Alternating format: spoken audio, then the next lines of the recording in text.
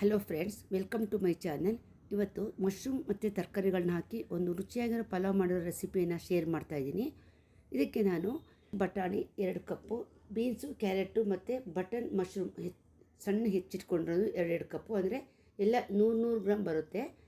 ಮಸಾಲೆಗೆ ಒಂದು ದೊಡ್ಡ ಈರುಳ್ಳಿ, ಬೆಳ್ಳುಳ್ಳಿ 10-12 ಎಸಳು, ಶುಂಠಿ 1 ಇಂಚಿನಷ್ಟು, ಹಸಿಮೆಣಸಿನ್ಕಾಯಿ ಒಂದು 10, ಕೊತ್ತಂಬರಿ ಸೊಪ್ಪು, ಪುದೀನ ಸ್ವಲ್ಪ, ಇಷ್ಟನ್ನು ನಾವು ರಫಾಗಿ ರುಬ್ಕೊಳ್ಬೇಕು.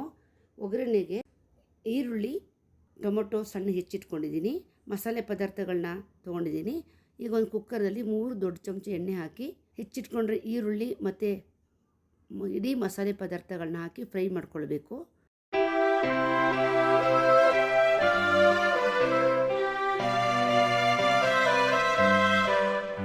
ಈರುಳ್ಳಿ ಬೇಗ ಫ್ರೈ ಆಗಬೇಕು ಅಂದರೆ ಸ್ವಲ್ಪ ಉಪ್ಪು ಹಾಕಬೇಕಾಗುತ್ತೆ.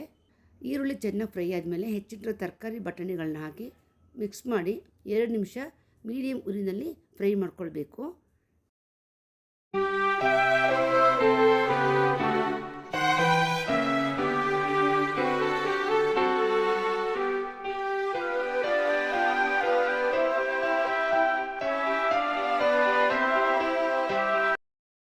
ಈಗ ಇದಕ್ಕೆ ರುಬ್ಬಿಟ್ಟಿರೋ ಮಸಾಲೆ ಹಾಕಿ ಒಂದು ಅರ್ಧ ಗ್ಲಾಸ್ ನೀರನ್ನು ಮಿಕ್ಸಿಯಲ್ಲಿ ಹಾಕಿ ಮಿಕ್ಸ್ ಮಾಡಿ,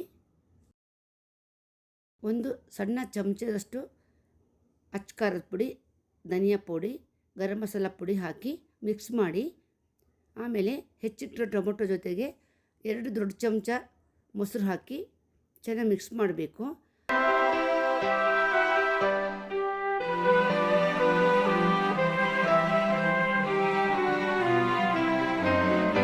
ಈಗ ಇದಕ್ಕೆ 1 kg ಅಕ್ಕಿ ತೊಗೊಂಡಿದ್ದೀನಿ, ಅಂದರೆ 2.5 ಗ್ಲಾಸ್ ಅಕ್ಕಿ ತೊಗೊಂಡಿದ್ದೀನಿ.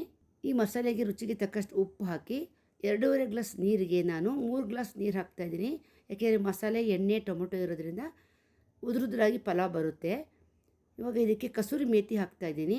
ಆಮೇಲೆ ತೊಳೆದಿಟ್ಟಿರೋ ಅಕ್ಕಿಯನ್ನು ಹಾಕಿ ಒಂದು ದೊಡ್ಡ ಚಮಚದಷ್ಟು ತುಪ್ಪ ಹಾಕಿ ಚೆನ್ನಾಗಿ ಮಿಕ್ಸ್ ಮಾಡಿ ಕುಕ್ಕರ್ ಮುಚ್ಚಿ 2 ವಿಷಲ್ ಬೇಯಿಸ್ಕೊಳ್ಬೇಕು.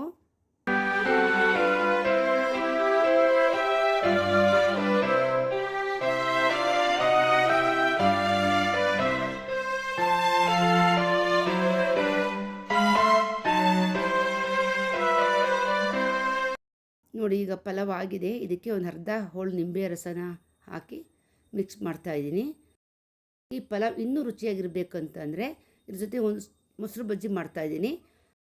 ಹೆಚ್ಚಿಟ್ಟು ಸೌತೆಕಾಯಿ, ಈರುಳ್ಳಿ, ಕೊತ್ತಂಬರಿ ಸೊಪ್ಪು ಮತ್ತು ಬೇಕಾಗಿರೋಷ್ಟು ಮೊಸರು ಹಾಕಿ ರುಚಿಗೆ ತಕ್ಕಷ್ಟು ಉಪ್ಪು ಹಾಕಿ ಮಿಕ್ಸ್ ಮಾಡ್ಕೊಳ್ಬೇಕು. ಈಗ ಮೊಸರು ಬಜ್ಜಿ ರೆಡಿಯಾಗಿದೆ. ನೋಡಿದ್ರಲ್ಲ ಫ್ರೆಂಡ್ಸ್, ಬಿಸಿಯಾಗಿರೋ ರುಚಿಯಾಗಿರೋ ಪಲಾವ್ಗೆ ಮೊಸರು ಬಜ್ಜಿ ಹಾಕಿ ಸವಿಯಲು ಕೊಡಿ.